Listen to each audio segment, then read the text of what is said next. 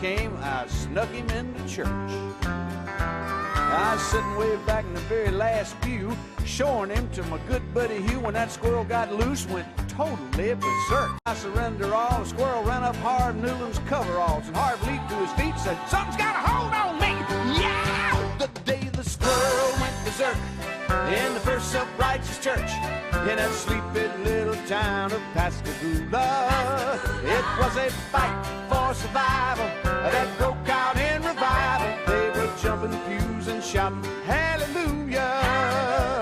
Well, Harv hit the out dancing and screaming. Some thought he had religion, others thought he had a demon, and Harv thought he had a weed eater loose and he screwed the loons. He fell to his knees to plead and beg, and that squirrel ran out of his breeches leg unobserved to the other side of the room.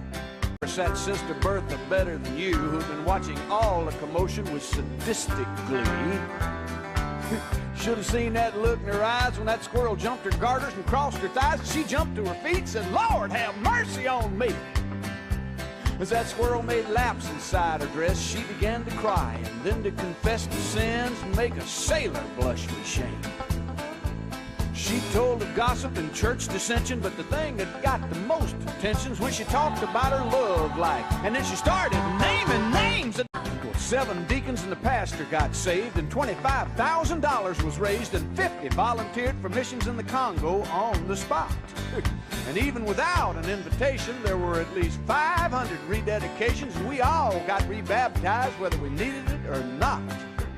Now you've heard the Bible story, I guess, how he parted the waters for Moses to pass. Oh, the miracles God has wrought in this old world.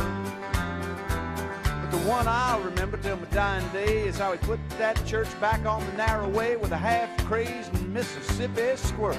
Now that day the squirrel